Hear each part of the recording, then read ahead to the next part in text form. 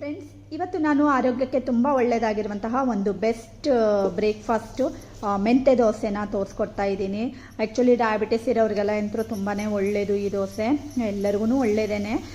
ಹಾಗೆ ಇದು ನೋಡಿ, ಫುಲ್ ಕಣ್ಣು ಆಗಿ ಬರುತ್ತೆ, ಸಾಫ್ಟಾಗಿ ಬರುತ್ತೆ, ಹತ್ತಿಯಷ್ಟೇ ಸಾಫ್ಟಾಗಿರುತ್ತೆ. ಹಾಗೆ ಮೇಲ್ಗಡೆಯಿಂದ ಒಂದು ಸ್ವಲ್ಪ ತುಪ್ಪ ಹಾಕಿ ಬೇಯಿಸ್ಕೊಂಡ್ರೆ ಅಂತೂ ತುಂಬಾ ಟೇಸ್ಟಿಯಾಗಿರುತ್ತೆ. ಹಾಗಾದರೆ ಸ್ಟೆಪ್ ಬೈ ಸ್ಟೆಪ್ಪಾಗಿ ಹೇಗೆ ಮಾಡೋದು ಅಂತ ನೋಡ್ಕೊಳ್ತಾ ಹೋಗೋಣ ಬನ್ನಿ.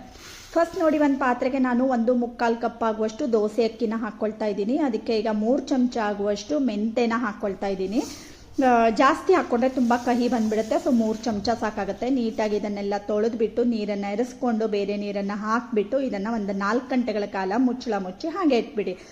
ಆಮೇಲೆ ರುಬ್ಬೋಕ್ಕಿಂತ ಮೊದಲು 3/4 ಕಪ್ ಆಗುವಷ್ಟು ನಾನು ತೆಳು ಅವಲಕ್ಕಿನ ತೊಗೊಂಡಿದ್ದೀನಿ. ಅದಕ್ಕೆ ನೀರು ಹಾಕಿ 1-2 ಸಾರಿ ತೊಳ್ಕೊಂಡು ಪುನಃ ನೀರು ಹಾಕಿ ಇಟ್ಕೊಳ್ತಾ ಇದ್ದೀನಿ. ಮೀಡಿಯಮ್ ಅವಲಕ್ಕಿ ಆಗಿದ್ದಿದ್ರೆ ಒಂದು 10-15 ನಿಮಿಷ ಮೊದಲು ನೆನೆಸಿಟ್ಕೊಳ್ಳಿ. ಹಾಗೆ ಈ ಕಡೆಗೆ ನೋಡಿ, ಅಕ್ಕಿ ಮತ್ತು ಮೆಂತೆ ಎಲ್ಲ ಚೆನ್ನಾಗಿ ನೆಂದಿರುತ್ತೆ.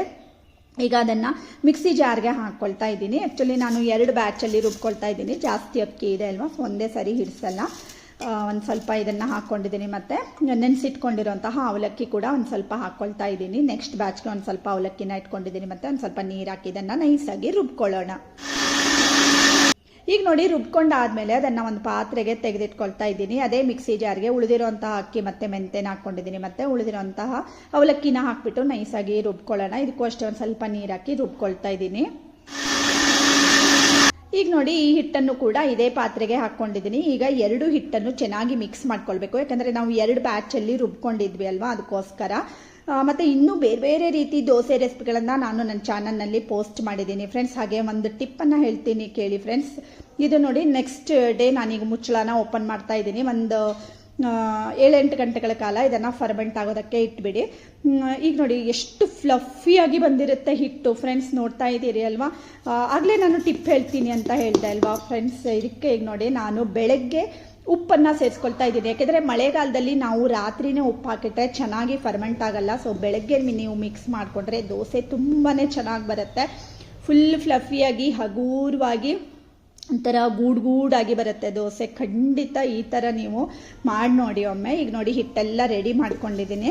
ಹಾಗೆ ಆಗಲೇ ನಾನು ಕಾವಲಿ ಕೂಡ ಕಾಯ್ದಕ್ಕೆ ಅಂತ ಇಟ್ಕೊಂಡಿದ್ದೆ. ಈಗ ದೋಸೆನ ಹೊಯ್ತಾ ಇದ್ದೀನಿ.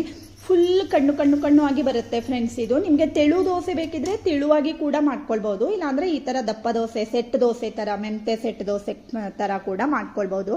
ಮೇಲ್ಗಡೆಯಿಂದ ಒಂದು ಸ್ವಲ್ಪ ನಾನು ತುಪ್ಪನ ಹಾಕ್ಕೊಳ್ತಾ ಇದ್ದೀನಿ. ತುಪ್ಪ, ಎಣ್ಣೆ, ಬೆಣ್ಣೆ ಯಾವುದಾದ್ರೂ ಹಾಕ್ಕೊಳ್ಬೋದು. ಹಾಗೆ ನೋಡಿ, 2 ಸೈಡಲ್ಲೂ ನೀವು ಬೇಯಿಸ್ಕೊಂಡ್ರೆ ತುಂಬ ಟೇಸ್ಟಿಯಾಗಿ ಬರುತ್ತೆ. ಬೇಕಿದ್ರೆ ನೀವು ಹಿಟ್ಟಿಗೆ ಒಂದು ಸ್ವಲ್ಪ ಬೆಲ್ಲ ಕೂಡ ಸೇರಿಸ್ಕೊಳ್ಬೋದು, ನಿಮಗೆ ಓಕೆ ಅಂತ ಆದರೆ. ಈಗ ನೋಡಿ, ಒಂದು ಬೆಸ್ಟ್ ಮೆಂತೆ ದೋಸೆ ರೆಡಿಯಾಗಿದೆ. ಹತ್ತಿಯಷ್ಟೇ ಸಾಫ್ಟಾಗಿ ಬರುತ್ತೆ ಫ್ರೆಂಡ್ಸ್, ತುಂಬಾ ಚೆನ್ನಾಗಿರುತ್ತೆ. ಹಾಗೆ ನಮ್ಮನೇಲಿ ಮಕ್ಕಳಿಗೆ ಮೆಂತೆ ದೋಸೆ ಮಾಡಿದ್ರೆ ಅದರ ಮೇಲ್ಗಡೆ ಒಂದು ಸ್ವಲ್ಪ ತುಪ್ಪ ಮತ್ತು ಚಟ್ನಿ ಪುಡಿನ ಹಾಕ್ಕೊಳ್ತಾರೆ. ಈ ಥರ ಕೂಡ ನೀವು ಮಾಡ್ಕೊಳ್ಬೋದು. ಹಾಗೆ ಇವತ್ತಿನ ಈ ಮೆಂತೆ ದೋಸೆ ಇಷ್ಟ ಆಗಿದ್ದಿದ್ರೆ ಗೊತ್ತೇ ಇದೆ ಅಲ್ವಾ ಫ್ರೆಂಡ್ಸ್, ಲೈಕ್ ಮಾಡಿ, ಶೇರ್ ಮಾಡಿ ಮತ್ತು ಸಬ್ಸ್ಕ್ರೈಬ್ ಮಾಡಿ. Thank you for watching.